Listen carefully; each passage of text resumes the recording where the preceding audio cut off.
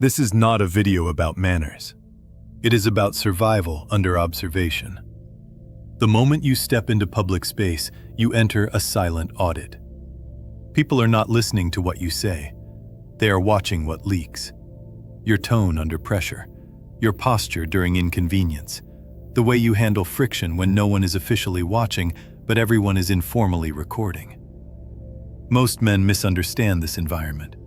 They believe visibility rewards honesty, that transparency builds trust, that sharing creates connection.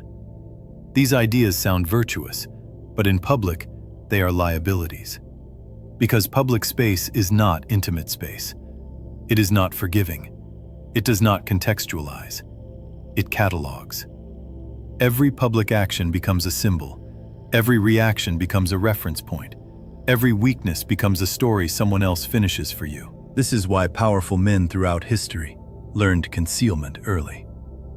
Not secrecy for deception, but concealment for preservation. They understood that the public eye does not distinguish between struggle and instability, between vulnerability and lack of control, between process and failure. It only sees outcome. The mistake is assuming people judge you fairly. They do not. They judge you efficiently. They compress complex human experience into simple narratives. Strong, weak, stable, unstable, safe, risky. Once a narrative forms, it hardens quickly. Complaints accelerate this process. Public frustration, public explanations, public emotional discharge, all of it trains observers how to categorize you. When you complain openly, you are not relieving pressure. You are announcing that pressure controls you. The public does not respond to suffering with compassion. It responds with distance. Sometimes subtle, sometimes immediate, but always measurable. This is not cruelty. It is instinct. People subconsciously seek stability. They orient toward those who appear internally ordered. When someone displays unresolved conflict publicly, it triggers uncertainty. Others may nod, sympathize, even agree, but they recalibrate their expectations of you. You become less reliable in their internal map. This is why strategic restraint feels unnatural at first. Everything in modern culture encourages disclosure. Share your truth. Speak your pain. Let it out. These ideas are useful in controlled, private environments. In public, they erode leverage. The man who survives public space intact understands something uncomfortable. Composure is not authenticity's enemy. It is its armor. Public composure does not mean suppression. It means sequencing. It means deciding where certain truths belong and where they do not. It means refusing to let temporary states define permanent perception. The danger is not that others will use your openness against you maliciously. The danger is subtler. They will unconsciously adjust how much respect, patience, and seriousness they grant you. And once adjusted downward, it is difficult to restore. This is why seasoned operators rarely explain setbacks publicly. They do not narrate process. They do not advertise struggle. They allow results to speak backward. When success appears, the struggle is reinterpreted as resilience. When struggle appears first, success is discounted as luck. Timing is power. Public presence is theater, whether you acknowledge it or not. Not performance in the shallow sense, but structure, lighting, framing, editing. You are either curating that frame consciously or allowing others to do it for you. Most men allow others to do it. They overshare. They react. They vent. They seek validation for frustration. And each time they do, they trade long-term authority for short-term relief. The relief fades quickly. The impression does not. This is why some men seem untouchable even when facing adversity. Not because they suffer less, but because they refuse to externalize the wound before it is stitched. They protect the frame until stability returns. They understand that public weakness compounds. It attracts pressure, commentary, and opportunism. Not always intentional, often simply social gravity. The solution is not coldness. It is containment. Containment allows you to experience the full range of emotion privately while presenting coherence publicly. It allows you to process without advertising, to adjust without explaining, to recover without announcing injury. This creates a paradoxical effect. The less you reveal publicly, the more people assume you are managing well. The more you complain, the more they assume you are not, regardless of reality. This is the first law of public perception. Visibility magnifies instability faster than strength. The men who grasp this early move differently. They speak less when frustrated. They pause before reacting. They choose silence over commentary. Not because they are empty, but because they are strategic. They understand that public space is not where you bleed. It is where you arrive after the wound has closed. The rest of this video is not about becoming deceptive. It is about becoming unreadable enough to remain intact. About protecting your trajectory from premature exposure. About ensuring that when others look at you, they see structure, not process. And once you understand this, certain behaviors become impossible to perform publicly again. Reputation is not built by grand gestures. It is shaped by micro-exposures. Small moments, casual remarks, offhand complaints. The tone you use when something goes wrong. The way you react when plans shift or authority presses back. These moments seem insignificant because they are unscripted. That is precisely why they matter. Public space amplifies the unscripted. Most men believe damage only occurs during major failures. They are wrong. Damage accumulates quietly through leaks. A sigh held too long. A joke that carries frustration. A story told too early. A grievance aired to the wrong audience. Each one releases information about your internal state. And information, once released, cannot be recalled. The public does not store this information analytically. It stores it intuitively. People form impressions before they form opinions. They feel your instability long before they can articulate it. By the time logic arrives, the verdict is already emotionally set. This is why some men are spoken over without explanation. Why their objections are dismissed gently but firmly. Why their presence loses friction. The cause is rarely a single incident. It is accumulation. Complaining is the most common leak. When you complain publicly, you are not communicating the problem. You are communicating how you respond to pressure. You are teaching others what destabilizes you. You are showing where leverage exists. Even sympathetic listeners absorb this unconsciously. They may agree with your complaint. They may validate it. But validation does not equal respect. Often, it replaces it. People who complain frequently become predictable, and predictability invites management. Once others know what frustrates you, they begin to anticipate your reactions. They adjust how they approach you. Sometimes they avoid you. Sometimes they placate you. Rarely do they defer to you. Deference requires uncertainty. The men who maintain authority understand this instinctively. They do not announce obstacles. They do not narrate setbacks in real time. They do not process frustration out loud. Not because they lack emotion, but because they understand timing. They allow difficulty to exist without becoming visible. Another major leak is public explanation.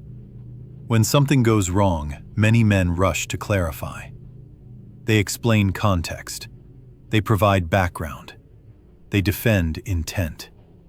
This feels responsible. In reality, it lowers altitude. It places you in a reactive posture. It signals that your position depends on others' understanding. In public, The one who explains is already negotiating. The men who retain stature do the opposite. They let ambiguity stand. They allow observers to fill gaps with assumption. And most people assume competence in the absence of evidence to the contrary.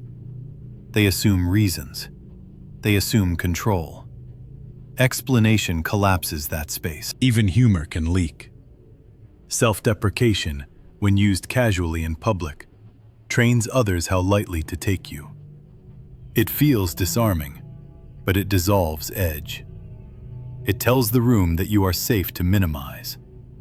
This is why high-status individuals are careful with humor. They do not use it to lower themselves. They use it to frame situations. The humor moves outward, not inward. Public emotion is another leak most men underestimate. Anger, when uncontrolled, reveals volatility. Sadness, when uncontained, reveals fragility. Excitement, when excessive, reveals dependency on outcome. None of these are moral judgments. They are perceptual realities. Public space does not reward emotional range. It rewards emotional regulation. The man who remains steady across outcomes becomes a reference point. Others orient to him because he does not spike or dip visibly. This steadiness creates an illusion of depth, even when depth is simply discipline. The most dangerous leak, however, is premature disclosure. Sharing plans before they are executed. Talking about moves before they are complete. Exposing intention without outcome. This drains momentum. It invites commentary. It allows others to interfere, discourage, or redirect.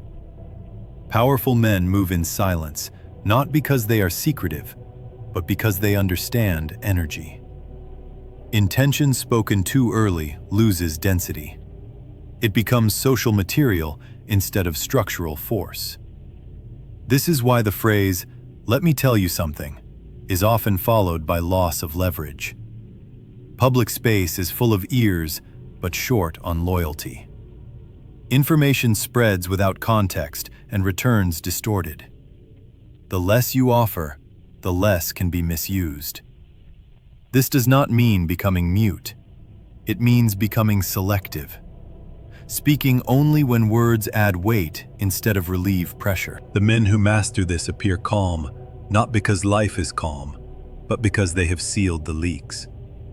Their internal storms do not spill into the room. Their problems are handled elsewhere. Their adjustments are made quietly. As a result, when they do speak, it matters. People listen because there is scarcity. They respect because there is containment. They hesitate because there is uncertainty. Reputation stabilizes when leaks are sealed. When your public presence becomes a surface without cracks.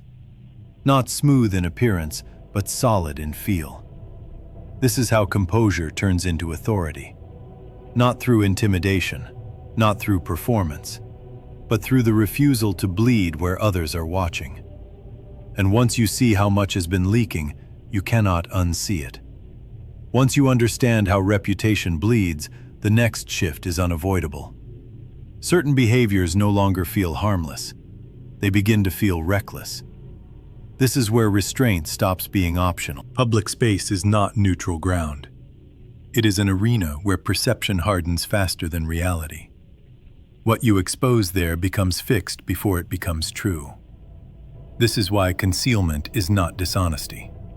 It is sequencing. The first thing that must never be exposed publicly is unresolved struggle. Struggle in motion is misread as instability. People do not see effort, they see friction. They do not admire endurance in real time.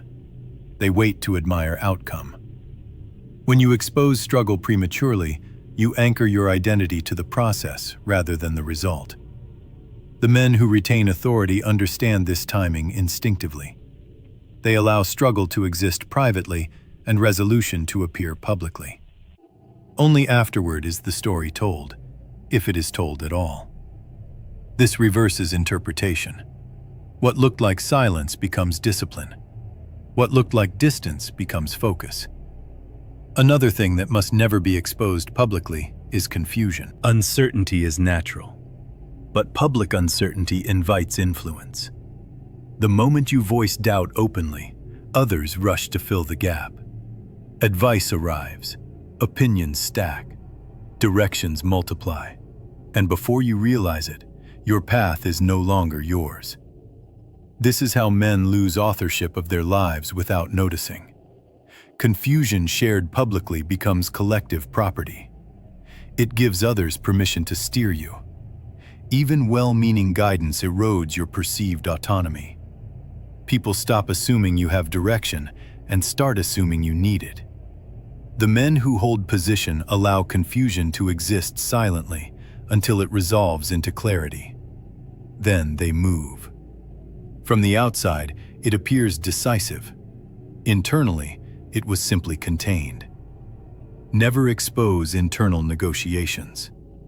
When you narrate your inner debate publicly, you reveal leverage points. You show what matters to you, what pulls at you, what might sway you.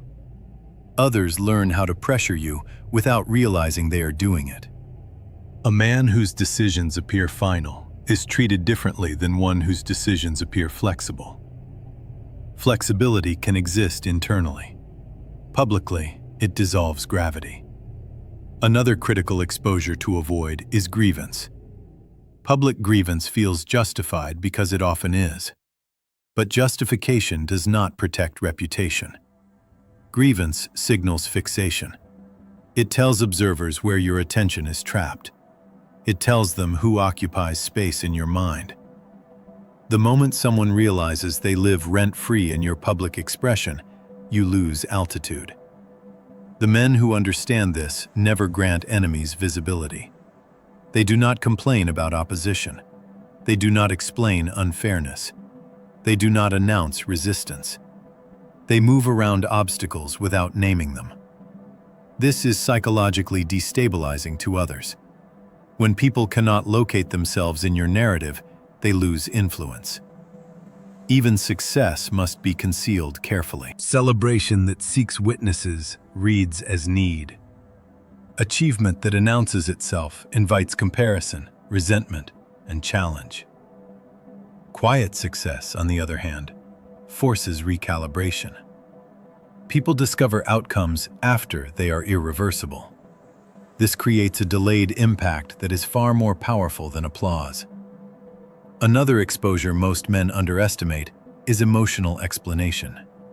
Explaining how you feel in public may seem healthy, but it lowers your emotional ceiling. Once people know your emotional vocabulary, they know how to access it. They know what triggers relief, what triggers defensiveness, what triggers engagement. Emotional opacity preserves autonomy.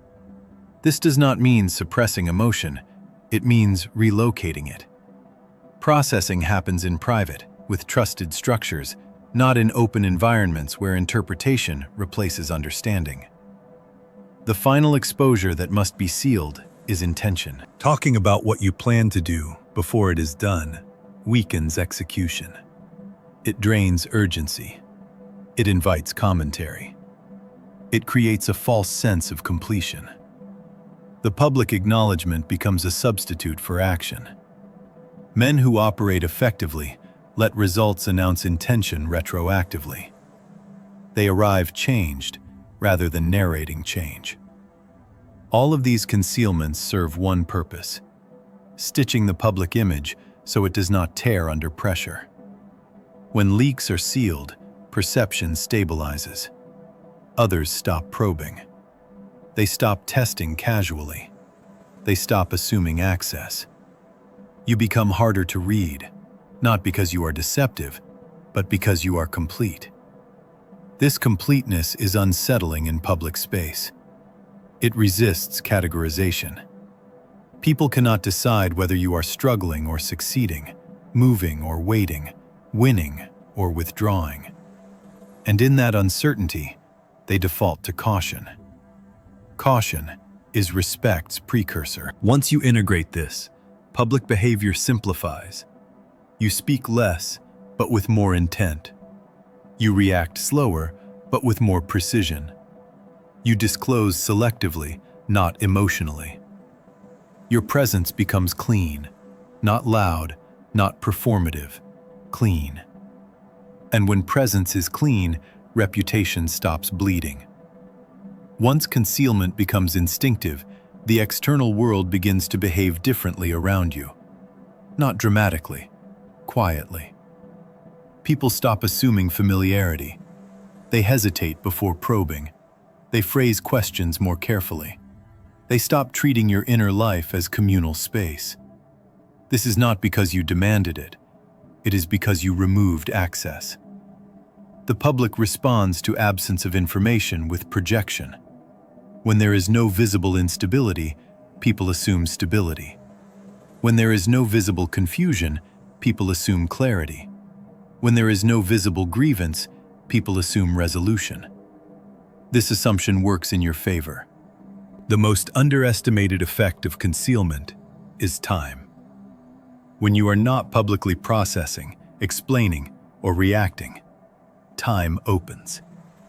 You regain hours of cognitive space. Attention consolidates. Decisions sharpen. Energy stops leaking through commentary. This creates momentum that others can feel, but not trace. Men who practice concealment often appear to advance faster, not because they move faster, but because they move without drag. They are not slowed by social negotiation. They are not pulled into explanation loops. They are not diverted by managing perception mid-process. They arrive at outcomes while others are still discussing intentions. This shift is threatening to some. People who were accustomed to your openness may feel excluded. They may interpret restraint as withdrawal or coldness. They may attempt to provoke disclosure through concern, humor, or pressure. This is not hostility. It is recalibration. They are testing whether the boundary is real. If you fold here, the structure collapses. Concealment only works when it is consistent. One emotional spill resets the entire frame. People learn quickly when access returns. The public has no memory for discipline, only for deviation. This is why the early phase feels rigid. You are training others how to interact with you. Once the training is complete, behavior normalizes. Interactions become efficient. Expectations stabilize. You are no longer managed socially. You are approached deliberately. The internal consequence is equally severe. When you stop externalizing pressure, you are forced to face it internally. There is no audience to absorb frustration, no validation to soften doubt. This builds psychological density. Many men fail here. They mistake concealment for suppression and implode. Concealment requires internal outlets, private reflection, disciplined routines, trusted silence.